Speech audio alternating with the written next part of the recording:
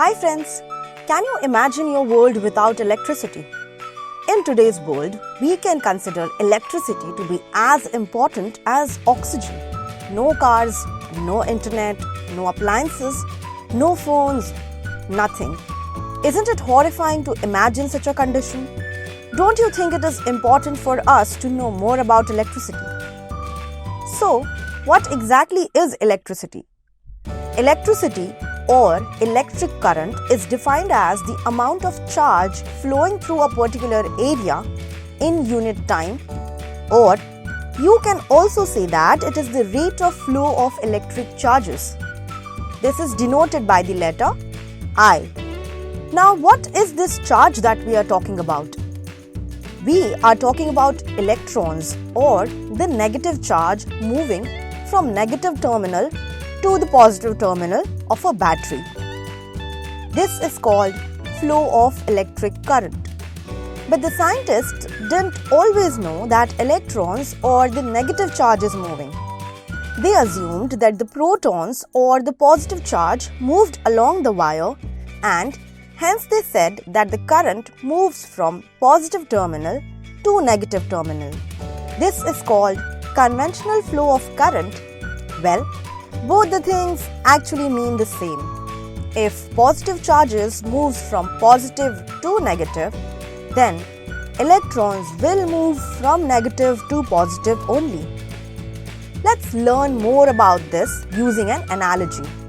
Imagine there is a pipe and water in a tub. Will this water move without any force or pressure influencing it? No, right? Now if we connect a pump to this pipe, then what will happen? Yes, now the water will start flowing and moving. When the pump is on, the pressure created by the pump drives the water to flow through the pipe. Now we can see here that after joining the pump, the water is continuously flowing from the tub and back into the tub.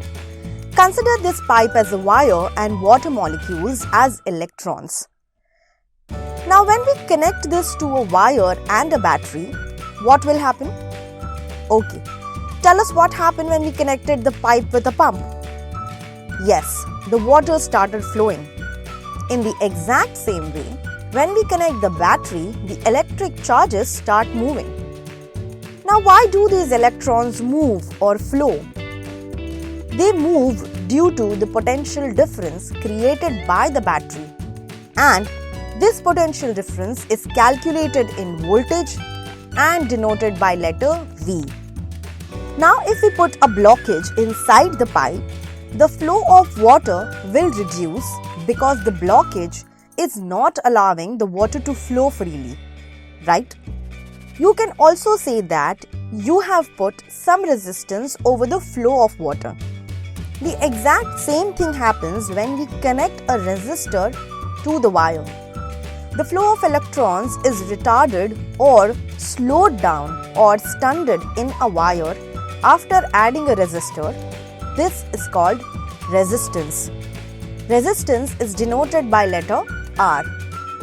In 1827, a German physicist, Georg Simon Ohm, found out the relationship between the current and the potential difference across its terminals.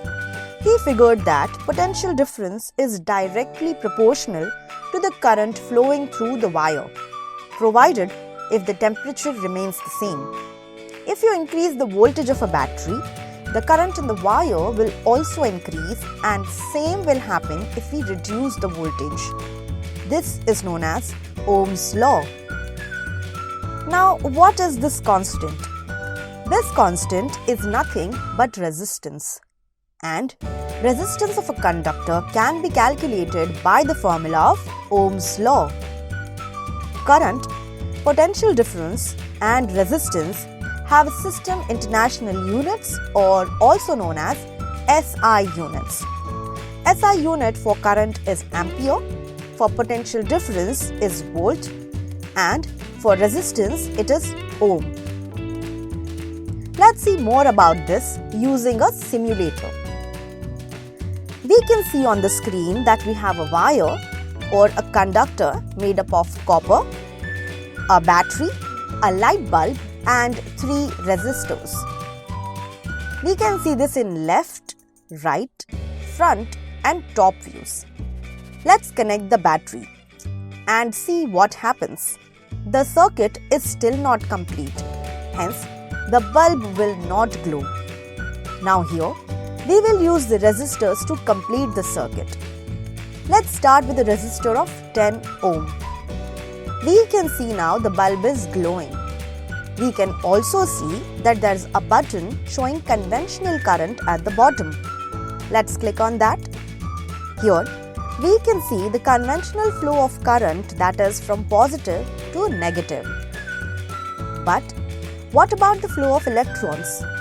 You can click on any part of the wire near the resistor to see the flow of electrons.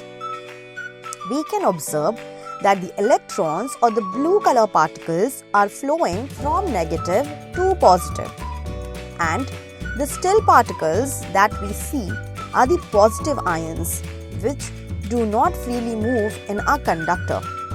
And if we see this in right view, we can see that the electrons are coming towards you. Here, we can change the resistors and see what happens to the bulb. We can see that current reduces when we increase the strength of resistors. The flow of current reduces and the bulb is dimly lit now when compared to a 10 ohm resistor. Let's see what happens when we change the conductor to aluminium. We can see that even with 10 ohm resistor, the bulb is producing less light when compared to the same resistor on a copper wire. You can pause the video and think why this happens. Friends, this happens because copper is much better conductor of electricity as compared to aluminium. Thus, copper offers a smoother flow of electrons through it. Hence, there is more voltage available for the bulb to glow brighter. We can also observe the glow of the bulb when using a 15 ohm resistor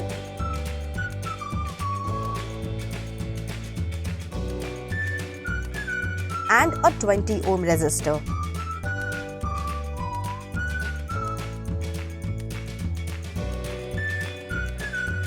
Well, that is it for today's session.